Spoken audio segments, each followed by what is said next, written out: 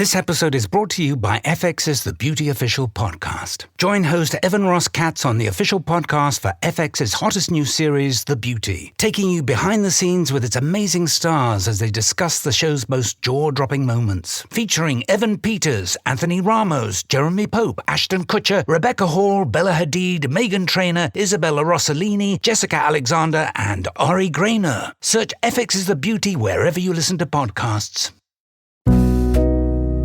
The world moves fast. Your workday, even faster. Pitching products, drafting reports, analyzing data. Microsoft 365 Copilot is your AI assistant for work. Built into Word, Excel, PowerPoint, and other Microsoft 365 apps you use. Helping you quickly write, analyze, create, and summarize. So you can cut through clutter and clear a path to your best work. Learn more at Microsoft.com/M365 Copilot. Are you a forward thinker? Then you need an HR and finance platform that thinks like you do. Workday is the AI platform that helps propel your organization, your workforce, and your industry into the future. Workday, moving business forever forward. Welcome to Unpacked, 5 Questions, a podcast that takes you behind the scenes of one great travel story. I'm Catherine LaGrave, executive editor at Afar. I'm pretty lucky. I get to brainstorm, assign, and edit features for our print magazine. And I get to work with writers who have an ear for incredible travel stories. Harrison Hill is one of those writers. Harrison and I first met years ago to talk magazines at one of my favorite local haunts, the Hungarian Pastry Shop.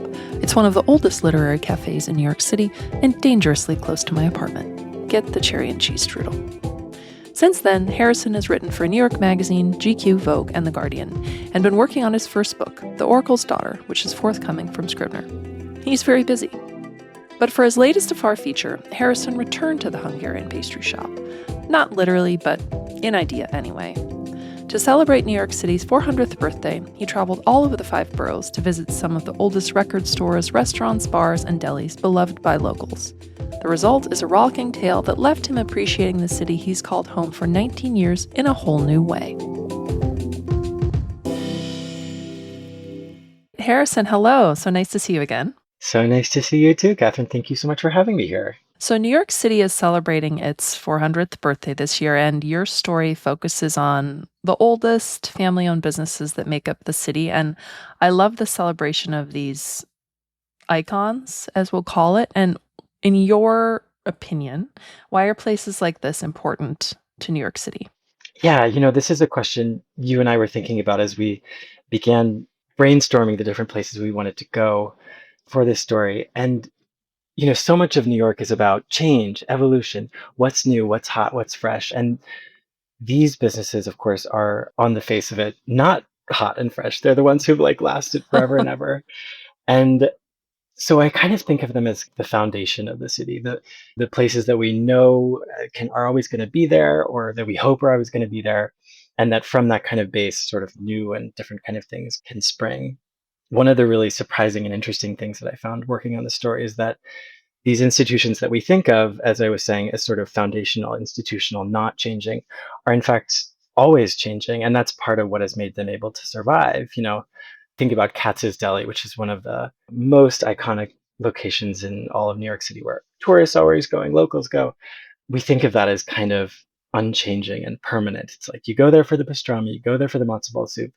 But when I was talking to one of the owners, he was talking to me about this new/old dish, actually, that is a vegan dish and that can, appeal to diners who are themselves vegan or vegetarian. And so they do change with the time. They do respond to whatever is going on in the culture and what customers demand. But, actually to that example more specifically, what's interesting is that it actually is an old dish. It's not a new thing that they themselves have created recently.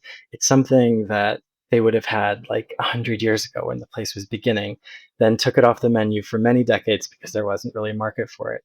And then here we are now where there really is a market. Oh, that's great. So for this story, you went to all 5 boroughs and you live in Brooklyn, which you say in the story. What is the borough that you want to spend more time in and why? Yeah, the answer is definitely Staten Island. And, I found these amazing little locations. Well, I didn't find them. You and I brainstormed them together before going out there. like this place called the Basilio Inn, which is this Italian restaurant tucked away in this almost suburban street, hidden away. You would just have no idea there was anything there. And yet tucked away is this sort of perfect, prototypically like New York, Staten Island Italian restaurant. And so I also discovered that it's very easy to get there from my own apartment here in Brooklyn. I just can hop on the R train, I think it is, and then get on a bus and go over the Verrazzano Bridge. And so obviously I should have known that it was easy to get there from that bus, but we get in our habits, we have the sort of grooves of experience that we get stuck in. And so I just had no reason to get over there other than wonderfully this story. So yeah, places like the Basilio and the new Asha restaurant, which is this sort of perfect Sri Lankan restaurant. I'd love to go back and visit those places. And so yeah, Staten Island for sure. Well, can't you also play bocce? Is that right? At the Yes, Basilio yes. Inn? That's something Yeah. that we talked about. Yeah, so there's behind the restaurant, there is just this sort of like stretch of, I think it's grass, where yeah, you can play bocce, and people have been able to play bocce there for many years, I believe. When I was there, actually, it was pretty quiet and there was no one there playing bocce, but the bocce season had not yet begun. Yeah, no, that's like a fun little activity you can do over there. Yeah. That's the next trip then. So you brought me beautifully to food. You shared that your fridge was just filled with leftovers after all of this reporting. And when it comes to New York, people tend to think of bagels, pizza, they think of hot Right. dogs. What was something that you ate that you would recommend to Mm. travelers?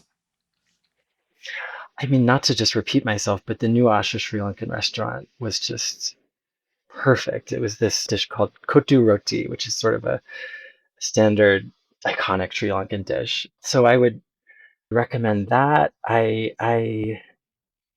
don't know if I can recommend if beer applies to your question, but I think the beer at the Bohemian Beer Garden in Queens was lovely. And as much as the beer itself was lovely, what was really lovely was the environment. Was this like sort of beautiful open air courtyard with all these linden trees and children playing around. And so environment affects how we taste things. It is part of a culinary appeal. And so I think of Bohemian Beer Garden's beer as being both delicious and then kind of enhanced by everything around it. What else? I mean, the baklava at the Damascus Bakery on Atlantic Avenue, frankly, just a couple of blocks from my apartment, a place that I run by all the time. It's just part of my kind of daily routine, going on a run to the water and running by this bakery.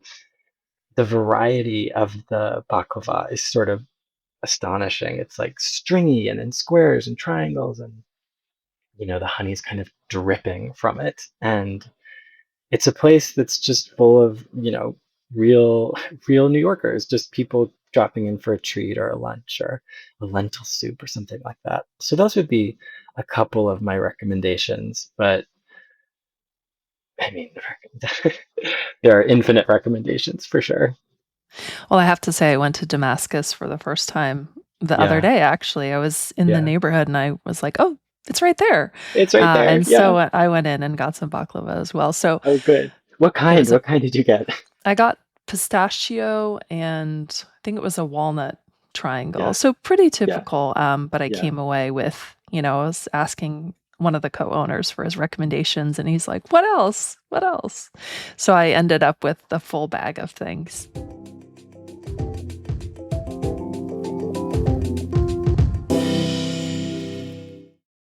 I had that dream again. My small business needs to hire, but I don't use LinkedIn and I hire wrong.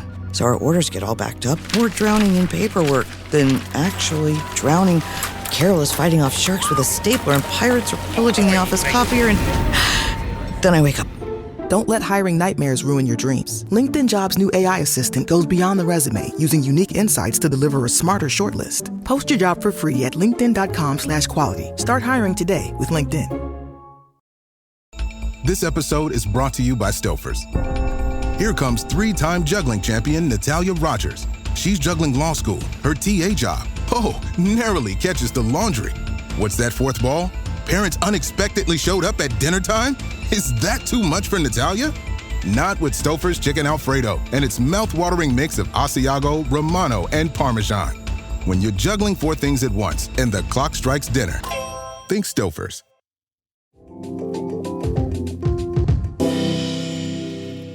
So one of the locations that we brainstormed that didn't end up making its way into the piece at all was about the City Hall subway station, which was obviously not a small business or a restaurant. And so that was part of why it didn't end up in the piece. But it was the first subway station in New York City to open, many decades ago.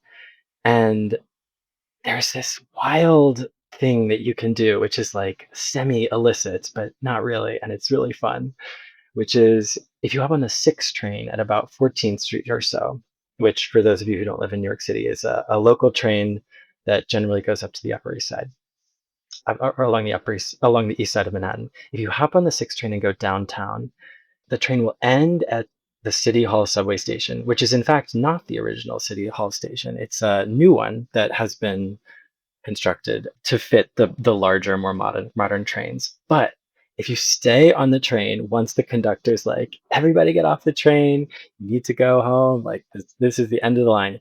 If you stay there and kind of duck down, the train will begin again. It starts to make this big loop. And it's sort of dark, it's sort of dim, but if you peek up while you're kind of hiding there, you can see the original City Hall station. And, of course, it's very grimy and gritty and really, would need a cleanup. But it's this great way to see this sort of secret, truly secret hidden gem. Someone I was reading said it's sort of the worst kept secret in New York City. Everybody kind of knows about it, but I would certainly recommend doing it. And it's funny, there was a moment where when I was drafting the piece, before you saw it or anything, that was the beginning of the piece, was me kind of like crouched in the subway, hiding and peeking out and looking at this funny sort of origin story spot for New York City. It was really fun to do that. I would love to read that version as well sometimes. So history is really important to the story. People are also such an important part of the story, and you met so many new ones. One of them is Mike Amedeo at Casa Amedeo in the Bronx. Tell me a little bit about who he is and your time with him. Yeah, Mike is this wonderful kind of true blue, like New York City feisty character who is from Puerto Rico originally and moved to New York City, worked in the music business, running a music label. He himself is a musician, and he ended up taking over this Latin music store that's on the Upper East Side. No, sorry, not the Upper East Side. It's up in the Bronx. It's like north of the Upper East Side. It's the Upper East Side. So, although the folks in the Bronx would certainly object to that characterization, so my apologies. But yeah, Mike, he's 91 years old. He's got this big tuft of big white hair. And when I went, it was actually the first place I visited in the course of reporting this story. So I was still sort of getting my footing a little bit. And I went in, and it's this store that's just sort of overstuffed with T-shirts and records and CDs and, guitars and maracas and things like that. And Mike is this impresario of the whole thing. And he's like guiding people as they come in and talking to customers. And so it was actually really hard for me to get in to talk to him. I'd call ahead and we'd arrange a time for me to come and speak, but there were too many fans, too many people who wanted to come by, perhaps to buy a CD, but frankly, more because they wanted to see Mike, who's this sort of local celebrity. I mentioned this in the piece, but there was this wonderful moment where I was talking to him, and this stranger just popped in from off the street and said, like, "Hey, Mike, we love you. Like, you're the mayor. You're the best." And I thought, like, wow, you can't plan a moment like that any better. If I were to, it just sounds like it's fake, but I'm here to tell you it was real. So yeah, Mike, he's a true New York character. And it's also like there was a sense of celebration of music for sure, but he also has a kind of wry pessimism that I feel like is an element of like New Yorkiness as we think about it, just like, business isn't good enough and this, then the other. I don't know what's going to happen in the store once I pass away. And, New York isn't all celebration. It's like a little bit of that bite too. Part of what I was excited about this piece when I began writing it is that, as we said at the beginning, New York is a very familiar city to me. I know it, or rather, I think I know it. And something so special about going into the city where you live and approaching it as I would approach any destination that I was writing about. That is to say, as somebody who doesn't live there and is eager to find these kind of telling details that get to the heart of a place. If when I'm on my way to work and things, I just, I've got my book and my phone and just looking out the subway window and I'm in my rhythm. This really broke that in a wonderful way. I learned on a sort of purely prosaic level. I learned about all these wonderful restaurants I'd never been to, like those in Staten Island. I learned about the size of the city. Like this was something. It is so big. And, that's a sort of blunt, stupid thing to say, but goodness, like I really got a sense of that going from my apartment in Brooklyn to Eddie's, this like incredible old ice cream shop deep in Queens. I mean, it took me an hour to get there, and the subway was not front and behind. It was not slow. It was at full speed. And and then same thing. I went up to the New York Botanic Garden, which didn't end up in the piece, and that took forever. And you just get a sense of like, wow, this place is gigantic.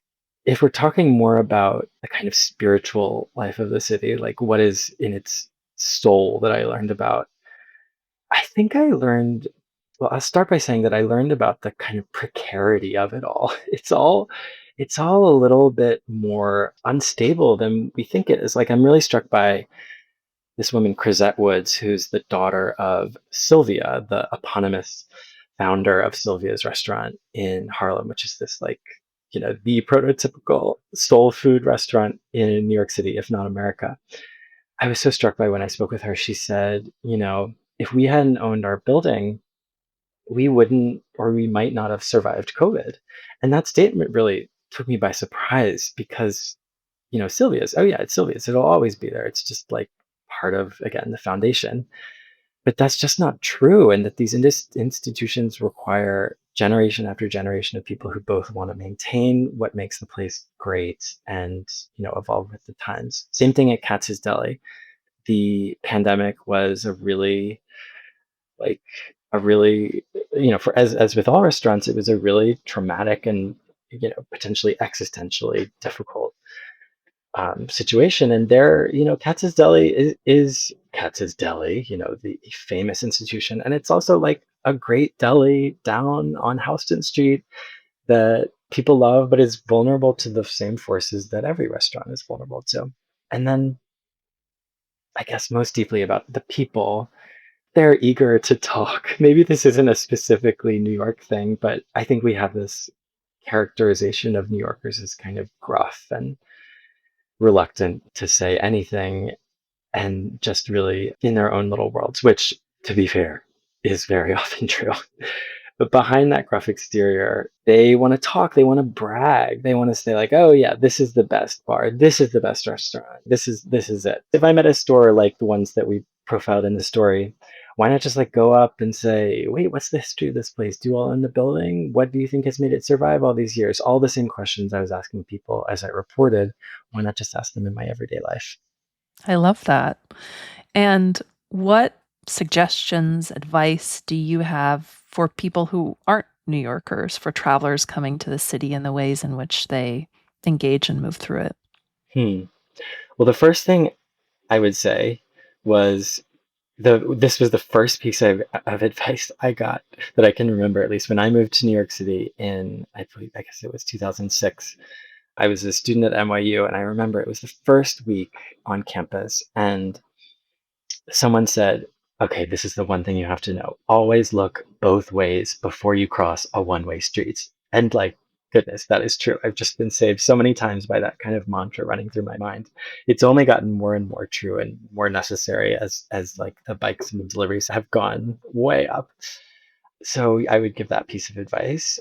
I think I would also, most people when they come to New York, they stay in Manhattan, which I mean, goodness, I certainly understand. And when I visited New York before I lived here, that was my experience as well. But I would say, yeah, get out in the different boroughs, get a little lost, hop on a bus. I mean, goodness, like Catherine, you probably hate taking the bus as much as I do, but if you're not like insistent on getting somewhere, because goodness knows the bus is not going to get you there in any kind of speedy amount of time, I think a bus is a good way to just kind of get taken wherever you go. So maybe that's the kind of overarching thing I would say. Have a few places in mind that you want to see, that you want to go, because it certainly is helpful to have a bit of an itinerary in mind. But also just wander and see what you find. And get out to certainly all the boroughs, right? You mentioned that about Staten Island. And admittedly, it's a borough that I visit the least frequently, partly because of where I live. But it's easy enough to get to, and most people just sort of go take the Staten Island ferry to get a glimpse of the Statue of Liberty. But this idea that the boroughs, the neighborhoods, even the restaurants or businesses all hold their own communities and stories is what you really unlocked with this piece, and I love that. Yeah, and you mentioned the Staten Island ferry. That is always something I recommend to people. The Staten Island ferry, A, is free. B, it gives you a view of the Statue of Liberty. But more than that, it's a way to see Manhattan and to get a little bit of a sense of the geographic hugeness of this place. Also, I just always think of Working Girl, which for my money is like by far the best movie about New York City of all time, which is about this woman from Staten Island who works on Wall Street, Melanie Griffith. I don't know if you've ever seen it, Catherine, but it begins on the Staten Island ferry, watching all these people from Staten Island take the ferry to Lower Manhattan. And anyways, when I take the Staten Island ferry, I always feel like I'm having my Working Girl moment. I'm like, yeah, New York is the best. Like, look at the water, look at the buildings. I can feel the air. I can smell the salt of the water. Yeah, New Yorkers are invested in creating small communities here. It just takes so much more effort, I think, to find your people, find a community here than it does in maybe a smaller city or a town or something like that. You have to be really deliberate about it. And so I think that the hunger of people to create those spaces, the kind of effort people have to put in, and the rewards of that, yeah, all of that are in the mix of the city's New Yorkiness, I would say. Listener, thank you for tuning into this episode of Unpacked, 5 Questions. In the show notes, you'll find a link to Harrison's story and to his social media handles. Join me in October for another episode that takes you behind the scenes with our award-winning features writers. I'll be speaking with Chris Collin, an Afar contributing writer who traveled to Botswana with his family to take one of the first safaris of its kind, by bike. Ready for more interviews with travel writers? Visit afar.com and be sure to follow us on Instagram and TikTok. We are at Afar Media. If you enjoyed today's exploration, I hope you'll come back for more great travel stories. Subscribing always makes that easy. And be sure to rate and review the show on your favorite podcast platform. It helps other travelers find it. This has been Unpacked, 5 Questions, a production of Afar Media. The podcast is produced by Aislinn Green, Nikki Galtaland, and Catherine LeGrave. This podcast is part of the Airwave Media Podcast Network. Visit airwavemedia.com to listen and subscribe to their other fine shows like Culture Kids and the Explorers Podcast.